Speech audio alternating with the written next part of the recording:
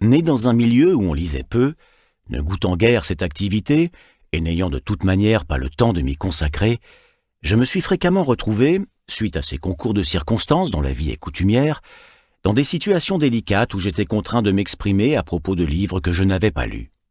Enseignant la littérature à l'université, je ne peux en effet échapper à l'obligation de commenter des livres que la plupart du temps je n'ai pas ouverts. Il est vrai que c'est aussi le cas de la majorité des étudiants qui m'écoutent, mais il suffit qu'un seul ait eu l'occasion de lire le texte dont je parle pour que mon cours en soit affecté et que je risque à tout moment de me trouver dans l'embarras. Par ailleurs, je suis appelé régulièrement à rendre compte de publications dans le cadre de mes livres et de mes articles, qui, pour l'essentiel, portent sur ceux des autres.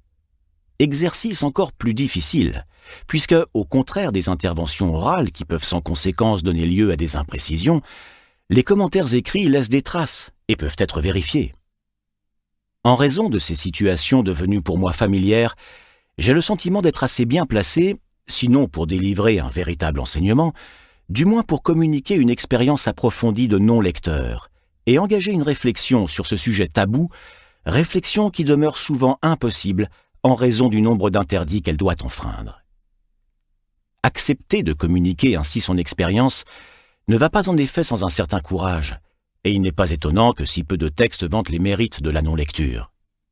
C'est que celle-ci se heurte à toute une série de contraintes intériorisées qui interdisent de prendre de front la question, comme je tenterai de le faire ici. 3 au moins sont déterminantes. La première de ces contraintes pourrait être appelée l'obligation de lire. Nous vivons encore dans une société, en voie de disparition il est vrai, où la lecture demeure l'objet d'une forme de sacralisation. Cette sacralisation se porte de manière privilégiée sur un certain nombre de textes canoniques, la liste varie selon les milieux, qu'il est pratiquement interdit de ne pas avoir lus, sauf à être déconsidérés. La seconde contrainte, proche de la première, mais cependant différente, pourrait être appelée l'obligation de tout lire. S'il est mal vu de ne pas lire, il l'est presque autant de lire vite ou de parcourir, et surtout de le dire. Ainsi, sera-t-il quasiment impensable pour des universitaires de lettres de reconnaître, ce qui est pourtant le cas de la plupart d'entre eux, qu'ils n'ont fait que feuilleter l'œuvre de Proust sans la lire intégralement.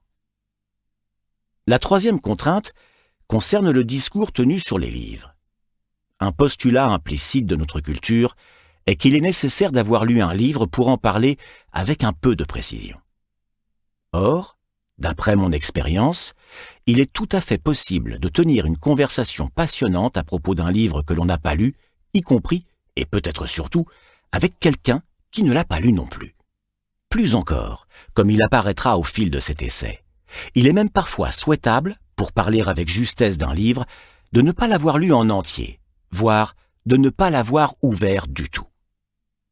Je ne cesserai d'insister en effet sur les risques, fréquemment sous-estimés, qui s'attachent à la lecture pour celui qui souhaite parler d'un livre, ou mieux encore, en rendre compte.